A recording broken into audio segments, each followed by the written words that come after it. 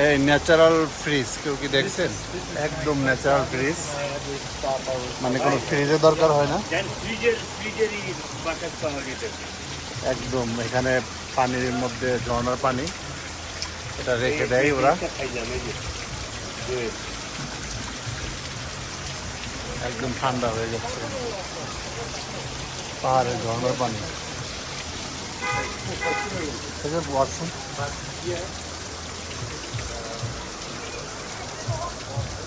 মানে ওদের আর ফ্রিজের দরকার হয় না।